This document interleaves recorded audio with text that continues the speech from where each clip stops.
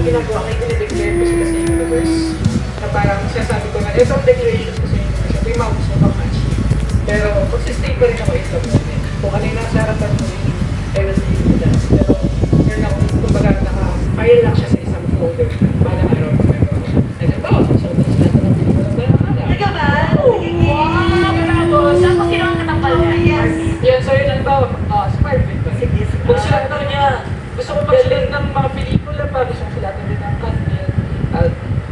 Tapos gusto ko maging ng teleserye, gumawa ng teleserye. Kasi maging writer. Ay, buntok kayo. Talaga. Marami talaga ang pagsusulat. Walang imposible sa mga bagay na gusto mo mangyari. Correct. Yes. Eto, para sa pamilya naman. Ano bang gusto niyo gawin para sa pamilya? Ako gusto ko, siguro isa sa mga nasa bucket list ko rin. Gawin ko nga yan, declaration picture ko. Makakapili ako ng bahay. Parang meron kang vision ko. Yun. Actually, mahilig ako mag-daydream kasi pagka mag-isa lang ako na nag-daydream ako na siguro parang declaration na rin yun. Ano? Nag-daydream ako na nakapili ako ng bahay para sa nanay ko tsaka kotse. Para hindi siya nag-co-commute, tapos pag umuwi siya. Yun, sa nanay ko muna uwi pag-travel. Mahilig siya pumunta sa, lalo na sa Europe kasi nandun po yung mga natin na kaibigan. So pag umuwi siya dito sa Pilipinas, at least meron siya pauuwian. Yun po yung gusto ko maibigay sa kanyang bahay. Pero sa yung pamilya, joker ka din sa iyong pamilya. Ikaw ang joker. Oo, ako po talaga yung bugok eh. Yung konstang bugok. May trabado mo kasi yung pamilya. Ako. Kasi pag sa TV talaga, super siya nakakatawa. Pag ma-interview ka, hindi siya pwede. Kasi seryoso na rin sa pag-interview.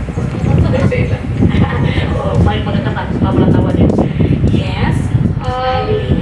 Siyempre gusto kong kasama nanay tatay ko sa travel para makita nila yung mundo. Then, siyempre bahay namin na ayos. Sa Zamboanga. Yes, ano yan? Ako ko na rin sa kanila, pero gusto ko maging mayaman eh. Masasaktan based on sa ugali ng tao. Mga ibang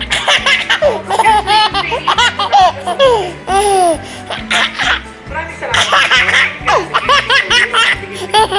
Ay, gusto ko kasi magkaroon ng corona kaya ayan na sa pero siya na walang takot